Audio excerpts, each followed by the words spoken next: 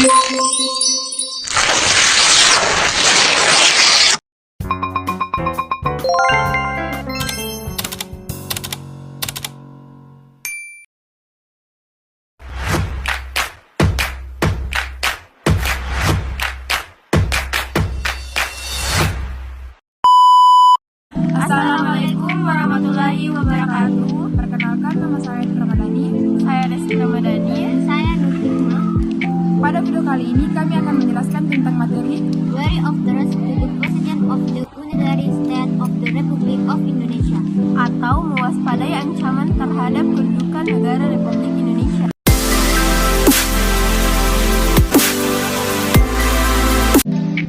Yang pertama, saya akan menjelaskan menelah ancaman terhadap integrasi nasional. Integrasi nasional merupakan suatu usaha dalam proses yang bertujuan mempersatukan berbagai perbedaan yang ada pada suatu negara sehingga terciptanya keserasian dan keselarasan secara nasional. Saya akan menjelaskan tentang ancaman terhadap ideologi.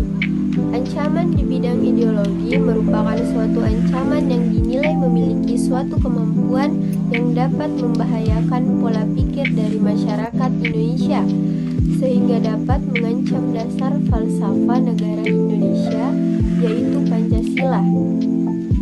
Di Indonesia, globalisasi mampu berperan dengan cara menyalinkan masyarakat jika paham liberalisme mampu membawa manusia ke arah kemajuan dan kemakmuran.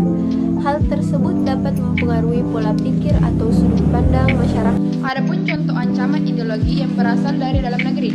Pertama, rendahnya sikap cinta pada produk dalam negeri. Kedua, adanya sikap mau menang sendiri dalam masyarakat suatu negara. Ketiga, adanya berbagai aliran sesat yang ada di tengah-tengah masyarakat. Keempat, munculnya berbagai paham radikal dan ekstremis yang menyebar luas di kalangan masyarakat. Kelima, munculnya adanya provokasi yang terjadi pada kelompok masyarakat tertentu terhadap kelompok masyarakat lainnya. Sikap apatis terhadap kinerja dari pemerintah. Munculnya paham komunisme yang menjadikan bahaya laten di tengah masyarakat Indonesia. Saya akan menjelaskan ancaman di bidang ekonomi. Ancaman internal dapat berupa sistem ekonomi yang tidak jelas, pengangguran, infrastruktur, dan inflasi. Adapun ancaman eksternal dapat berbentuk kinerja ekonomi yang buruk, daya saing rendah, ketidaksiapan menghadapi globalisasi, dan tingkat ketergantungan terhadap pihak asing. Perkembangan ilmu pengetahuan dan teknologi akan membawa kemajuan ekonomi dan peradaban bangsa.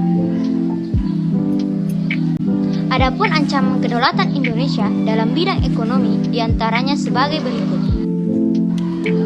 A. Masuknya berbagai produk yang berasal dari luar negeri karena adanya perdagangan bebas yang tidak mengenal adanya batas-batas negara.